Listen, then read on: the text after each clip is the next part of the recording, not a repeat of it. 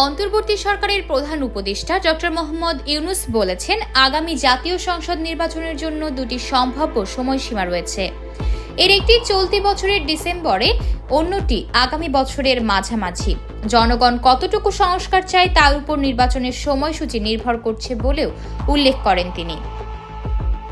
শনিবার রাষ্ট্রীয় অতিথি ভবন যমুনায় ব্রিটিশ এমপি রূপা হকের সঙ্গে সাক্ষাতে নির্বাচনের প্রসঙ্গে আলাপকালে তিনি একথা জানান। ডক্টর মোহাম্মদ ইউনূস বলেন, বাংলাদেশের আগামী সাধারণ নির্বাচন সম্পূর্ণ অবাধ ও সুষ্ঠু হবে। গত 3টি নির্বাচনে মানুষ ভোট দিতে পারেনি। সেখানে ছিল ভুয়া সংসদ, ভুয়া এমপি ও ভুয়া স্পিকার।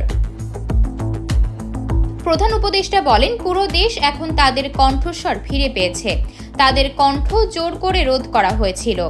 এ সময় ব্রিটিশ এমপি রূপা হক আগামী সাধারণ নির্বাচনের সম্ভাব্য তারিখ, বাংলাদেশের অন্তর্বর্তীকালীন সরকার কর্তৃক গৃহীত সংস্কার উদ্যোগ এবং রাজনৈতিক দলগুলোর অংশগ্রহণ প্রক্রিয়া সম্পর্কে জানতে চান। এছাড়াও রূপা হক বলেন, নতুন বাংলাদেশ দেখে আমি সত্যিই উৎসাহিত হয়েছি। কী কারণে জুলাই মাসের গণ অভ্যুত্থানের সূচনা হয়েছিল এবং ক্ষমতাচ্যুত প্রধানমন্ত্রী শেখ হাসিনার শাসনামলে জনগণের উপর নিপীড়নের ঘটনাগুলো তুলে ধরেন অধ্যাপক ইউনূস। পরে রূপা হক আগামী নির্বাচন পর্যবেক্ষণে বাংলাদেশে আবার আসার আগ্রহ প্রকাশ করেন। সাক্ষাৎকালে ঢাকায় নিযুক্ত ব্রিটিশ হাইকমিশনের ডেপুটি হাইকমিশনার ও ডেভেলপমেন্ট ডিরেক্টর জেমস গোল্ডম্যান উপস্থিত ছিলেন।